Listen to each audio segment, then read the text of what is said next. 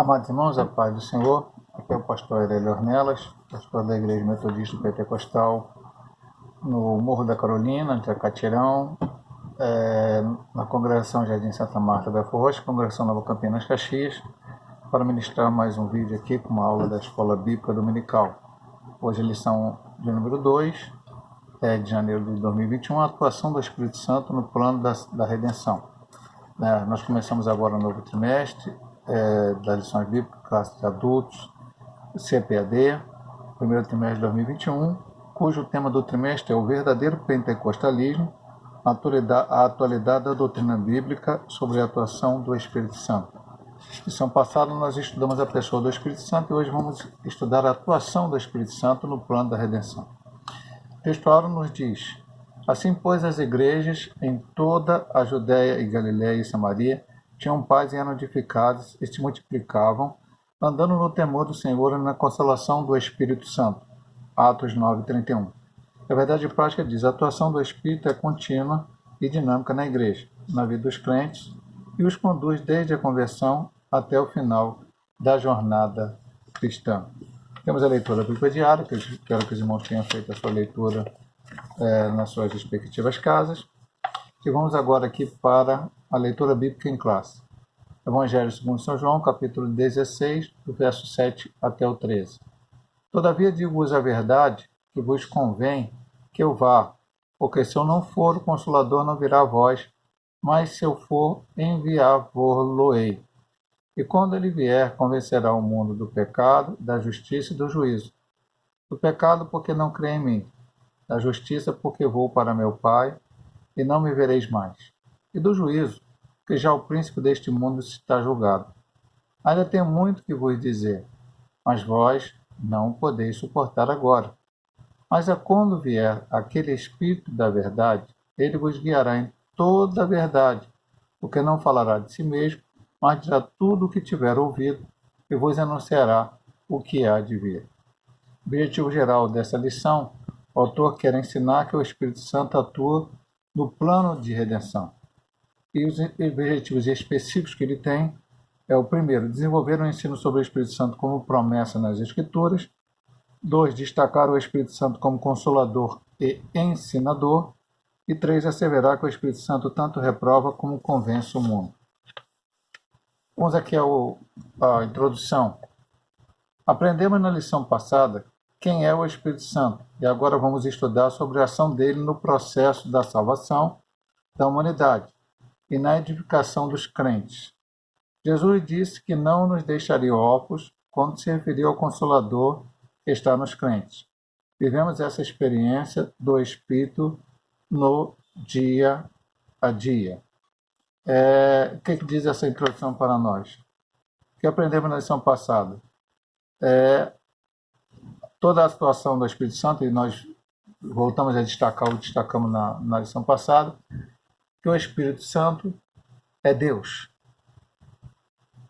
Pai, Filho e Espírito Santo, único Deus, em três pessoas distintas, mas também unas. Vimos coisas muito boas, estudamos, aprendemos, para não ter dúvida nenhuma. E vimos a atuação do Espírito Santo em várias áreas. E agora nós vamos ver aqui na redenção, na salvação, nesta lição. Então vamos começar aqui como são 3 divisões. A primeira é o Espírito Santo como promessa. A salvação da humanidade foi um projeto do Deus Trino e Uno, planejado antes da fundação do mundo. Cada pessoa da Trindade exerce função específica no plano da salvação, e o Espírito é parte dessa história salvífica, juntamente com o Pai e o Filho. É a salvação que Deus sempre projetou para o homem. Deus não criou o homem para pecar. O homem que escolheu esse caminho, Adão e Eva escolheram, pecaram e trouxe todo o problema do pecado para a humanidade. Mas a Bíblia diz que Jesus é o Cordeiro de Deus que foi morto antes da fundação do mundo. O plano salvífico estava pronto, se fosse necessário colocar em prática, como assim o foi, e as 3 pessoas da Trindade fazem parte deste plano. E nós vamos ver mais especificamente qual é a obra do Espírito Santo no plano salvífico da raça humana, do ser humano. A primeira subdivisão do ponto 1 é a promessa messiânica. Promessa existe porque existe um plano, e não é um plano qualquer. Isso envolve as três pessoas da Trindade, o Pai, o Filho e o Espírito Santo. 1 Pedro 1, 2. Deus anunciou diversas vezes e de diversas maneiras pelos profetas a vinda de seu Filho como Salvador do mundo.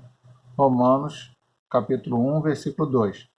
Isso significa a participação do Espírito Santo, de modo que a promessa messiânica é acompanhada de promessa do Espírito, como está em Isaías 32, 15, 42, 1 a 2, Isaías 61, 1, confirmada no Novo Testamento em Mateus 12, 18 e Lucas 4, do 18 ao 21. Vou falar especificamente sobre Lucas 4, Isaías 61, 1, onde o Senhor diz: o Espírito de Deus estava sobre mim, e me enviou para curar os enfermos, abrir vista aos cegos, anunciar o ano aceitável. São várias palavras que Isaías profetizou sobre o Messias. Então, o Espírito Santo usou os profetas, não somente Isaías. Usou cada um, mesmo aqueles que não foram profetas literários, mas foram pessoas que, através da sua experiência e daquilo que passaram para outras gerações, demonstraram e mostraram que havia um plano de salvação para a humanidade. Temos dito, vou fazer só uma pequena parte aqui, para depois linkar com Lucas capítulo 4. Sempre temos dito na igreja, pregando, e aqui nas aulas da escola medical, que as coisas não aconteceram por acaso. A lição passada nos falava sobre isso claramente. Então Deus agiu lá, na vida de Adão. Foi na vida de Adão, foi na vida de Eva, foi para beneficiar eles, foi coisa boa para eles? Sim. Mas havia um plano do Senhor na ação da vida de Adão e Eva, para dali adiante as coisas prosseguirem até que chegasse o tempo do Messias. E assim foi na vida de Abel, assim foi na vida de Enoque, assim foi na vida de Noé, assim foi na vida de Abraão, na vida de Isaac, de Jacó, de José, de todos os outros patriarcas, de Moisés, de Josué, dos juízes que Deus levantou para livrar Israel naquele momento tão difícil, o último deles sendo Samuel. Também foi na vida dos reis, especialmente Davi e toda a sua descendência, dos profetas, não literários como Elias, Eliseu e outros mais, mas também como literários como Isaías, Jeremias, Ezequiel, Daniel, os profetas menores. Tudo isso, projeto do Senhor, também lá depois que estudamos recentemente sobre o pós-cativeiro, na vida de Ageu, Zacarias, de Esdras, Neemias, Zorobabel, Josué, o sumo sacerdote, enfim, na vida de todos esses homens, Deus estava agindo, havia um propósito com eles, para abençoar a vida deles, mas um propósito também que trazia e remetia à salvação e até nós. Por isso Jesus disse, quando ele estava na sinagoga de Nazaré, capítulo 4, de São Lucas, como aqui citado, que aquela palavra se cumpria naquele momento sobre a vida dele. Isaías profetizou que viria o Salvador, o Espírito estaria sobre ele, e curaria pessoas, que abriria a vista aos cegos, que proclamaria o ano aceitável do Senhor, e tudo mais aquilo que Isaías profetizou. E essas palavras se cumpriram na pessoa de Jesus. Mas quem usou esse profeta, no caso Isaías, e tantos quanto os outros houveram no Antigo Testamento, foi o Espírito Santo anunciando para o povo do Antigo Testamento que o Messias viria e que eles precisavam acreditar nesta promessa. A salvação e a plenitude do Espírito são anunciadas de antemão no Antigo Testamento para todo o povo. É o que comentamos agora, Isaías 44, 3, e também a promessa de Joel 2, do 28 a 32, quando dali falava sobre a efusão do Espírito, o momento em que o Espírito seria derramado sobre toda a carne, e está aí como desde o dia de Pentecoste, para que aquele que busca, aquele que pede, possa receber e ser cheio do Espírito Santo. Voltando a comentar algo que comentamos na lição passada, mas temos que repetir sempre, irmão. Pastor, por que estamos estudando o trimestre todo sobre o Espírito Santo? Pastor, é para saber sobre o Espírito Santo, saber, chegar no final, entender tudo sobre o Espírito Santo. Bom, maravilhoso, sensacional, que assim seja. Mas não é somente para isso. É para colocar em prática. Lição que vem, nós vamos falar sobre batismo com o Espírito Santo, na outra lição sobre dons espirituais, Se o irmão ou a irmã ainda não é batizado com o Espírito Santo, se o irmão ou a irmã ainda não recebeu os dons espirituais, já é batizado com o Espírito Santo, mas não desenvolve os dons, é hora de buscar. Nós vamos ter a lição sobre o fruto do Espírito. Tem muitas coisas que precisamos aprender. Estamos aprendendo para a nossa fé aumentar, crescer, aprender cada vez mais, entender cada vez mais, mas especialmente para colocar em prática aquilo que temos aprendido da palavra de Deus. Agora, novamente, o Espírito Santo como promessa. Ponto 2, na antiga aliança. Há uma diferença da atuação do Espírito Santo antes e depois do Pentecostes. As múltiplas manifestações do Espírito são conhecidas desde o Antigo Testamento. E uma delas era a capacitação de pessoas para obras específicas como a de profeta, Números 12:6, ou da liderança, Juízes 6:34, 1 Samuel 16:3. Essas habilitações eram espirituais, profecias, revelações, milagres. Aí vem uma série de citações de texto, aptidões individuais artísticas, como Êxodo 31:3, e aqui é sobre Bezaleel e Aholiabe, que receberam a unção do Espírito Santo para que pudessem fazer toda a obra do tabernáculo, assim como Deus tinha descrito a Moisés. Ah, pastor, era uma obra fácil? Não, era uma obra bastante complicada, bastante difícil, que necessitaria de uma habilidade específica. O Senhor os dotou desta habilidade específica. Nem todo homem poderia fazer o que eles fizeram, e ali o Espírito Santo, especialmente naquele momento, os ungiu para que fizessem aquela obra. Eles não foram profetas, eles não foram juízes, eles nem mesmo foram reis. Qual é a posição de Bezaleel e Aholiabe? Fazer a obra específica que era importante. Moisés fez a sua parte, mas muitas das coisas que ele precisou para fazer a sua parte ali, no culto hebraico, que dependia do tabernáculo e de todas aquelas coisas, ele só o fez porque o Espírito ungiu Aholiabe e Bezaleel. Arão tinha que fazer o seu sacerdócio, seus filhos, e os levitas e tudo mais. Mas para que eles pudessem fazer aquilo, precisou ser usado na obra de Deus. Então, isso nos mostra o quê, pastor? Todos nós precisamos ser cheios do Espírito Santo. O que é mais importante na igreja é o pastor? Não, o pastor é importante e tem a sua função pastoral e precisa ser cheio do Espírito Santo para fazer esta sua parte, que é pregar, é ensinar, é aconselhar, enfim, várias funções específicas do pastor. Mas o pastor faz a obra de Deus sozinho? Não. Ele precisa também do presbítero, que é alguém também responsável para ajudar o pastor nessa sua tarefa de aconselhamento, de pregação, de ensino, e também precisa ser cheio do Espírito Santo, mas o pastor também precisa do diácono. E quem é o diácono? É aquele que vai fazer a ação social na igreja, aquele que vai ver os irmãos carentes que estão necessitados de uma ajuda, mas também precisa ser cheio do Espírito Santo. Ah, pastor, está lá, meu amado irmão, a desaposta está lá. Estevão era um homem cheio do Espírito Santo, não só ele, mas outros diáconos também eleitos pela igreja, Atos capítulo número 6.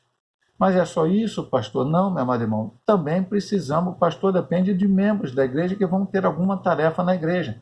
Presidir a senhora, presidir os jovens ou a junta diaconal, né? No caso será um diácono ou uma diaconisa, mas outros grupos, crianças, trabalho com a escola bíblica dominical, aqueles que vão tocar o instrumento, aqueles que vão louvar, todos precisamos ser cheios do Espírito Santo, fazer a obra específica a qual Deus nos colocou. Existem obras que todos nós vamos fazer. O pastor tem que evangelizar, o presbítero tem que evangelizar, o diácono tem que evangelizar, o membro da igreja tem que evangelizar, o que canta tem que evangelizar, o que toca o instrumento tem que evangelizar, enfim.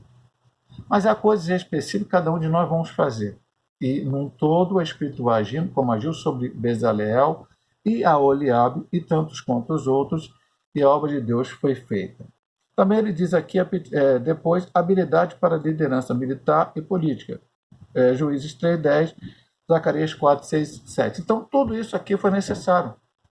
Pessoas que receberam no Antigo Testamento a unção, o poder do Espírito Santo para operar maravilhas. Elias pediu a Deus descer o fogo do céu e queimou o holocausto. Eliseu orou e foi multiplicado 20 pães e 100 homens comeram daquela comida. Também tirou a morte que estava na panela.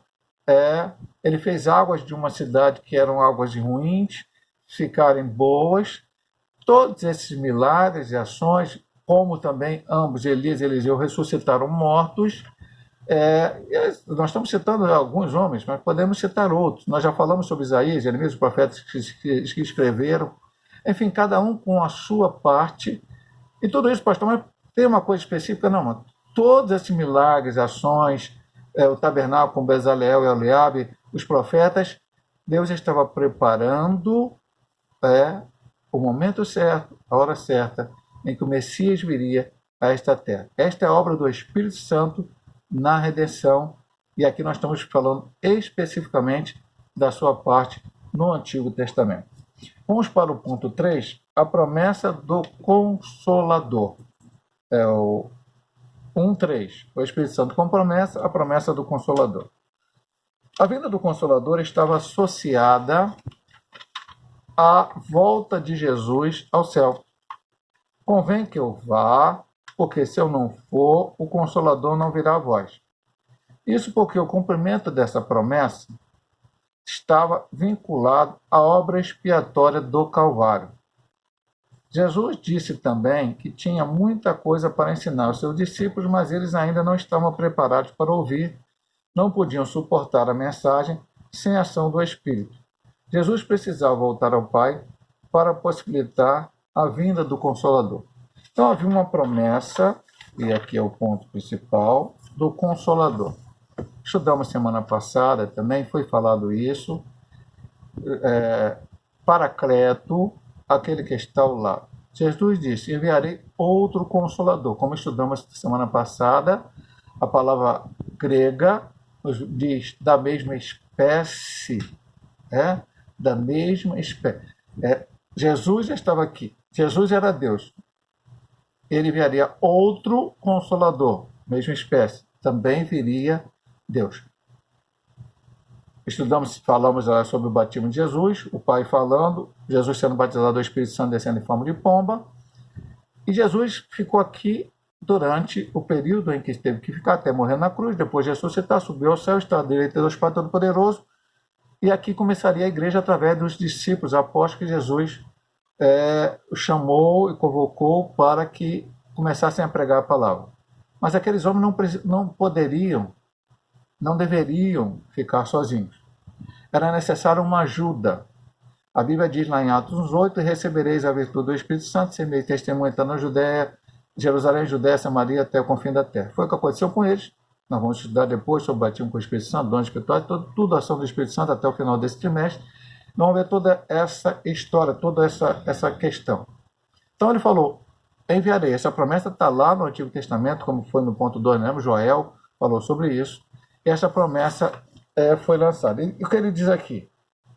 Esta vinda do Consolador estava associada à volta de Jesus ao céu. Enquanto Jesus estava aqui, o Espírito Santo não viria. Da forma como ele está hoje, derramado sobre toda a carne. É buscar e receber. Aquele que busca, recebe, que bate, acha. Enfim, como o Senhor disse, se vós sendo maus, sabeis dar boas dádivas aos vossos filhos, quanto mais o vosso Pai Celestial dará ao Espírito Santo àqueles que lhe pedem. Então, ele precisava ir para que o Espírito Santo viesse, para que ele enviasse esse Consolador. Como foi dado isso? Nós estudamos, o irmão conhece a Bíblia, né? Jesus subiu ao céu durante 10 dias. Os apóstolos oraram no cenáculo, cerca de 120 pessoas, e depois desses dias, como está escrito em Atos 2, a partir do verso 1, o Espírito Santo desceu sobre aquelas pessoas e foram cheios do Espírito Santo e falaram novas línguas estranhas que eles não conheciam, e ali começou esse momento, né, em que o Espírito Santo está derramado. Pastor, só ali que em Atos Apóstolos está escrito isso? Não, você vai ler Atos Apóstolos, depois várias vezes, pessoas sendo batizadas com o Espírito Santo. Por exemplo, quando Pedro pega na casa de Cornélio, Antes de mesmo Cornélio ser batizado nas águas, ele foi cheio do Espírito Santo e falou em línguas estranhas. E assim tantos quantos outras questões de atos, de apóstolos, de ensinamentos, de fatos que ali estão colocados, e aos ensinamentos bíblicos sobre o batismo com o Espírito Santo, sobre o ser cheio do Espírito Santo, vários. Efésios fala, não vos embriagueis com vinho onde há contenda, mas sede cheios do Espírito Santo. Paulo nos ensina sobre o batismo com o Espírito Santo dons espirituais, em 1 Coríntios 12, 14, e tantos outros textos onde há o ensinamento sobre isso. Jesus disse também que ele tinha muita coisa para ensinar aos discípulos, mas eles ainda não estavam preparados para ouvir, não poderiam suportar a mensagem sem a ação do Espírito. Então, Jesus ensinou, logicamente, muitas coisas, colocou aqueles homens à par de tudo que era necessário saberem para fazerem, mas depois que o Espírito Santo desceu, então eles receberam revelações ainda maiores. E até a volta de Jesus continuaremos conhecendo. Oséias 6,3 diz, conheçamos e prossigamos em conhecer o Senhor. Então vamos continuar aqui. Lembrando, irmão, nós vamos ter 2 vídeos. No vídeo só eu não consigo dar a lição toda. Até agora estudamos a introdução, ponto 1. Agora vamos ver o início do ponto 2 e provavelmente depois vamos estar entrando no segundo vídeo. O Espírito Santo consola e ensina. O Consolador é enviado pelo Pai, em nome de Jesus, para ensinar os discípulos e fazê-los lembrar de tudo o que o Filho ensinou e para testificar dele. Subdivisão 1, o Consolador, 2.1. Vimos na lição passada a base bíblica da consubstancialidade do Consolador, o Espírito Santo com o Filho. O termo grego parakletos vem da preposição para, ao lado de próximo, do verbo kaleo, chamar, convocar, de modo que esta palavra significa defensor, advogado, intercessor, auxiliador, ajudador, paracleto. Esse vocábulo só aparece 5 vezes no Novo Testamento. 5 vezes. 4 vezes se refere ao Espírito Santo, em João 14, versículo 16 e 26, em João 15, 26, em João 16, 7. E uma ao Senhor Jesus, traduzido por advogado em 1 João 2, 1. Filhinhos, tenho dito isso para que não pequeis, mas se pecardes, tendes um advogado, e ali o termo de paracleto é de Jesus Cristo, na sua função de estar advogando, como diz, todo esse intercedendo, auxiliando, ajudando, defendendo. O que o Filho faz hoje diante do Pai? Deus, o Pai olha para nós e nos vê como pecadores. O que faz diferença entre nós e aqueles que ainda não aceitaram Jesus como Salvador? Sobre nós está o sangue de Cristo, porque nós acreditamos na salvação, na vida eterna. Então, nós estamos ali sendo defendidos. Temos um advogado que está lá. Mas isso se não pecarmos aqui. Se vivemos em pecado, querendo viver em pecado, não adianta procurar o advogado. O advogado é se pecares. Vamos viver uma vida de santidade, procurar santificar a nossa vida o máximo que pudermos. Vamos pecar? Somos seres humanos. Por isso a Bíblia diz, se pecar, há a possibilidade. Aí nós nos arrependemos, voltamos atrás, deixamos de fazer aquilo que fizemos e o advogado irá nos defender. A ideia de paracleto é de alguém chamado para estar ao lado, para ajudar. A tradução consolador é mais apropriada no contexto da promessa anunciada por Jesus no Evangelho de João. Ele está ao nosso lado. Temos o Espírito Santo em nossas vidas. Pastor, não, mas não sou batizado com o Espírito Santo não, pastor. Então não tem o Espírito Santo. Não, meu irmão. Todo crente tem o Espírito Santo na sua vida.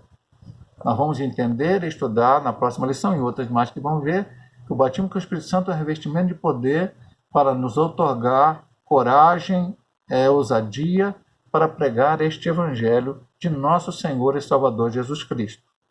Então, todos nós temos o Espírito Santo e temos que buscar ser revestidos, cheio desse poder, o batismo com o Espírito Santo, para poder proclamar este Evangelho.